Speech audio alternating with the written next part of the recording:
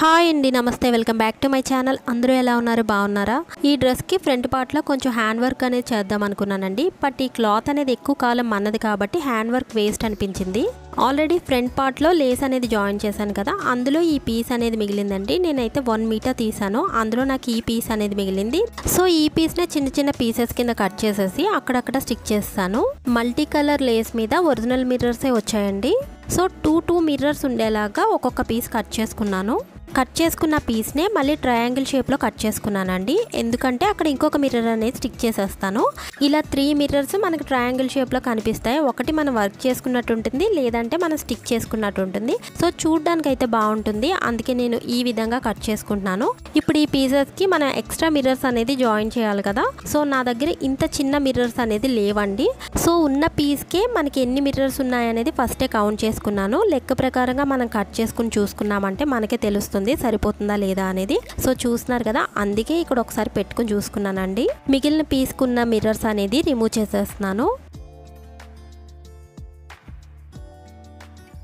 ఇప్పుడు ఈ పీస్కి మనం గ్లూ అనేది పెట్టేసి అక్కడ మిర్రర్ అనేది స్టిక్ చేసేసుకోవాలి. ఇలానే అన్ని పీసెస్ని కూడా మనం రెడీ చేసి పెట్టేసుకోవాలి.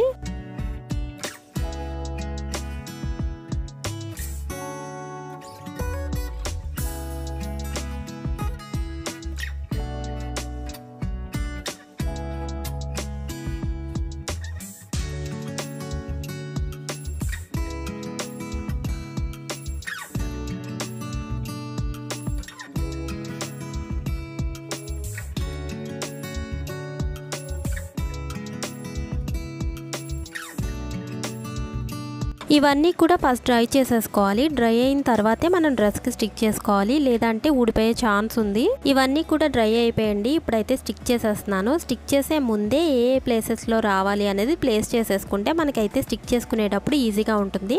అందుకే అన్నీ కూడా కరెక్ట్గా వస్తున్నాయో లేదో చూసుకుంటూ పెట్టుకుంటున్నాను. తర్వాత ఒక్కొక్క పీస్ని తీసుకొని మనం అక్కడ గ్లూ అనేది పెట్టేసి స్టిక్ చేసేసుకుంటే ఈజీగా ఉంటుంది.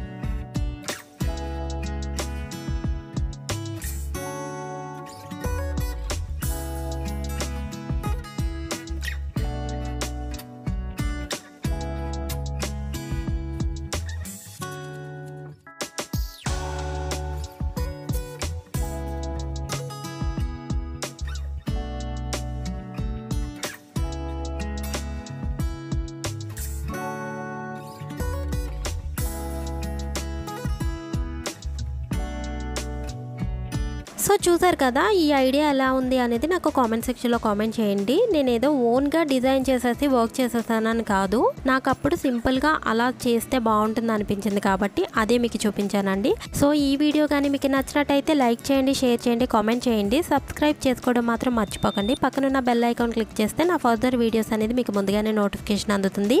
Thanks for watching this channel.